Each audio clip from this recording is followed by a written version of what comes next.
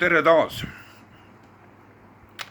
Kui ma oma eilses videomutiskelus sündmuste üle, mis puudutavad eelkõige muidugi seda kahte kõige olulisemat teemat, mis praegu üle maailma võngutab inimteadvust, siis on see esimeses järjekorras muidugi nii-öelda minu redaktsioonis Vene kaart ja loomulikult teiseks Eesti kaart, kuna see puudutab ju otseselt meid kõiki viimseni, kaasa arvatud ka mind ja mu naist, vaatamata sellele, et me elame kaugel Eesti isamaast geograafiliselt, aga mentaalselt oleme ju kohal nii või teisiti. Kui ma oma eilses videomutiskelus tõmbasin teadlikult laia pintsliga paralleeli Jedinaya Rossija ja EKRE vahel ja see pälvis väga elava vastukaja. Ehk otse kui oleksin puudutanud mingisugust erakordset niisugust sotsiaalset närvi, kus tohutu hulk inimesi aktiveerus ja läks raevu ja siis reljeefselt ja veel reljeefsemalt avaldasid meelt erinevates sotsiaalmeedia platvormides, siis täna ma nüüd natukene fileeriks seda ja korrigeeriks ehk täpsustaks ehk peenhäälestaks seda määratlust. Ja võtame nüüd EKRE paralleeli positsioonilt maha Jedinaya Rossija, mis kahtlematult oma ideoloogialt ja poliitiliselt platvormilt on ikkagi esimeses järjekorras ühel nii-öelda poliitilisel skaalal kõrvuti Keskerakonnaga. Aga tõstame siia EKRE kõrvale siis nüüd Venemaa analoogi ja see ei ole isegi mitte päris erakond. Ma tean küll, millised erakonnad seda ideoloogiat endas kannavad, aga ma ei seo, vaid ma seoksin selle sellise praegu väga laia kõnepinda maailma meedias omava liikumisega, mis on pealkirjustatud nimega Russki Mir ehk selle üks väidetavaid. No igasuguse vaimsuse loomisel ei ole alati kindlat autorlust, vaid see on paljude säravate isiksuste, vaimsete persoonide poolt loodud. Tõmban paralleeli, ega siis Adolf Hitler ei mõelnud välja fašismi, ega seda ei mõelnud ka Benito Mussolini välja. See sünnib vaimumaailmast ja alati on nende niisuguste kõlavate persoonide taga tegelikult tinglikult ajutrust või niisuguse mõtluskojad, inimesed, kes kannavad neid mõtteid ja need inimesed on alati väga tugevalt filosoofias, ajaloos. Nad on säravad isiksused, aga nad jäävad varjule. Niisiis sellise ilmingu, mis praegu väga suurt kõnepinda maailmas tekitab, nagu Russki Mir, üks selle ajutrusti üks säravamaid persoone on Aleksandr Dugin, kelle tütar siis määratud päevad tagasi isa mõttekaaslane ja isa ideede praktiliselt kultiveerija noor naine, kellel jäi 30. eluaastast puudu siis määratud kuud, hukkub atentaadi tulemina ehk killeri käe läbi, kelle teekond toob otse Eestisse muidugi. See on peamiselt selle lühikese sõnumi, mis on üle maailma praegu levinud, kahtlematult kontrastne ja koloriitne sündmus, kus praktiliselt keset selget päeva plahvatab suur Land Cruiser Moskva külje all maanteel ja sellise plahvatuse, nii võimas on see lõhkekeha, et see auto, see suur 2,5 tonnine maastur lendab maanteelt välja, maandub sinna kõrvale, ise võite ette nüüd kujutada. Momentaalselt hukkub see noor naine aga pomm oli ikkagi, no ja ma jätan selle siinkohal, see ei ole üldse oluline.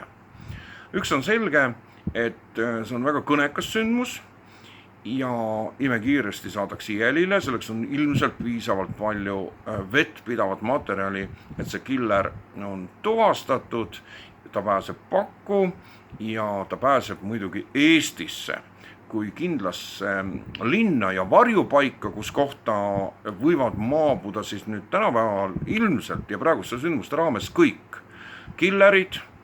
Kindlasti võtavaks Eesti vastu ka suvalise narkoparuni või suvalise terroristi, juhul kui ta kuidagiviisi oma viimaste tegudega on jätnud jälje, et ta on Venemaa vastane, siis võib suvalise terroristi praegu Eesti vastu võtta kui kangelase ja inimese, kes vajab täielist turvapaika.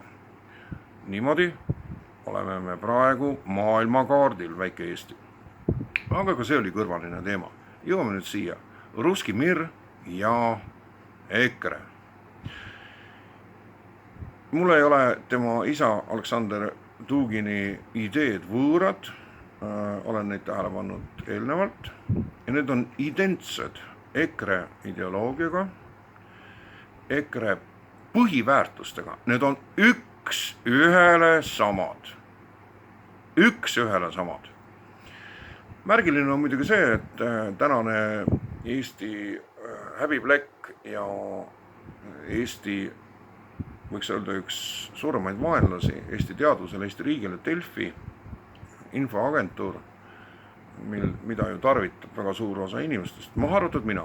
Mulle piisab sellest, kui ma refereeritud kujul saan informatsiooni Delfi järjekordse soperdiste ja saatanlike niisuguste ideoloogiliste manipulatsioonide kohta refereeritud kujul siis kas Facebookis või otsesideme kaudu inimestelt, kes mulle siis nagu nii-öelda refereerivad seda, ehk monitoorivad, ehk briefivad, ükskõik kuidas seda väljendada. Ja Delfi oli siis ilmutanud karikatuuri küllaltki ilge, ma tundsin käekirja järgi ära, kes see kunstnik on, temal on see tellimustöö, ta on vana Eesti Ekspressi kunstnik, kes teeb siis talle ette antud teemal ükskõik mida, kellest teeb niisuguse koomiksilaadse portree. No see on ainult üks mõõde. Sellepärast see mentaalsus, mida praegu rakendatakse Eestis täiesti kontrollimatult, veel võimsamalt Lätis muideks, on selge fašistlikust allikast lähtuv. Aga teie, kes te nii valuliselt võtsite eile vastu selle minupoolse, võiks öelda konksu, neelasite selle alla ja kukkusite seal otsast siputama. Vaatame, kas te nüüd siputate edasi. Igaüks võib iseseisvalt uurida. No, antud juhul sa peaksid oma vaenlase keelt tundma. Sina, kes sa väga täpselt tead kõiki detaile, kõiki spetsiifilisi ohtusi, mida tervikuna Venemaa edastab. Ta on vaenlane. Kui sa tõesti tahad vastutada oma veendumuste eest ehk oma sõnade eest, siis sa peaksid seda keelt valdama. Nii et teie, kes te olete umbkeelsed, kes te ei ole võimelised vene keelest rohkem aru saama kui Mama ja Koška, teiega ei ole mõtet rääkida. Sellepärast, et te olete tühikargajad. Need, kes valdavad vene keelt ja kes töötavad läbi palju materjale ja uurivad selle meie potentsiaalse vaenlase number 1. Vaenlane number 1. Vaatame aasta pärast. Kas ta veel on vaenlane number 1 või on see sama vaenlane number 1 Eesti päästja taas. Eesti Vabariigi päästja. Doktor Aeg toob sellele selguse. uuesti tagasi sinna uuri sellise vaimsuse, millega kahtlematult vägagi ja üpris väga arvestab praegune Kremli poliitika ja poliitiliste suundumuste kindralstaap ja ajutrist. Nad üpris arvestavad sellega. Russki mir. Tööta läbi natukene materjale, uuri neid põhilisi ideede kandepinda. Ma ei hakka seda ümber siin rääkima, mina tean seda. Ja võrdle seda EKRE programmiliste suundumustega, mille nad on vormistanud juba peaaegu 10 aastat tagasi. Ja see on väga ilus, see on väga tore ja see on igale mõtlevale inimesele tegelikult täiesti vastuvõetav. Võib-olla selle vahega, et EKRE retoorikas ja nende programmilises osas on kordades vähem pühendatud ruumi. Seal on küll see ruum olemas ja õhkõrnad viited on olemas elavale Jumalale, loojale Jumalale, Kristusele, kuna me ju pretendeerime kristlikule ruumile, et me oleme ikkagi kristlike väärtuste keskel arenev regioon, ogarad sõnad, aga neid ju kasutatakse poliitilises retoorikas, iga päev meid ju toidetakse selle. EKRE-l on kahtlematult seal väike osa. Kordades rohkem on kandepinnaks sellisele maailmatunnetusele ja enese identifitseerimisele sellises keskkonnas nagu siis Russki mir, mis on ikkagi juba preambula tasemel on viide pravoslavni mir, Russki mir, et need on võrdsustatud. EKRE on siis nüüd ainukene Eesti teadus egregor, kus on ikkagi Jumalal ka leitud mingisugune koht kuidagi viisi, enam-vähem, mitte küll nii auväärne, nagu ta peaks tegelikult olema, aga tal on koht olemas. Muudes Eesti niisugustes vaimsetes poliitilistes egregorides ei ole tegelikult Jumalale kohta. Ja võib-olla see ongi kõige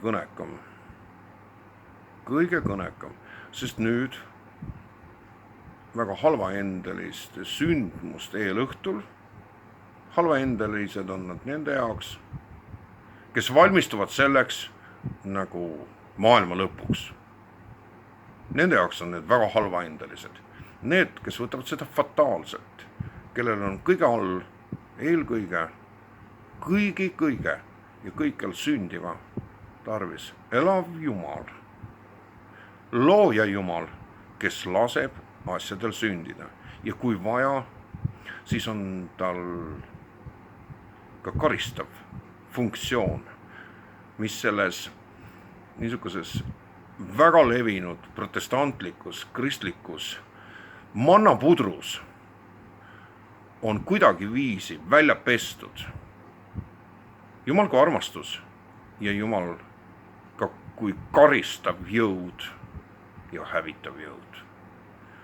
Selles suhtes ongi võib-olla õigeusu traditsioonis nad rohkem tasakaalus, need kaks jumalikku mõõdet, Jumala armastus ja Jumala karistus, mis iseenesest on rohkem harmooniline, sest kõike nähes, mis meie ümber sünnib, me anname ju endale aru, et hädaviletsust ja õudust ja hirmu ja kõiki nende ilmingute derivaate on kordades rohkem kui Jumala armastuse viljase. Jumala armastuse viljad ongi praegusel hetkel jäänud ainult veel usk, lootus ja see viimane kõige olulisem armastus. Et selline mõte siis tänaseks päevaks. Russki mir ja meie väikese Eesti EKRE. Eks siis kuuleb kommentaare ja loeb. Head päeva sulle ja teravat mõistust.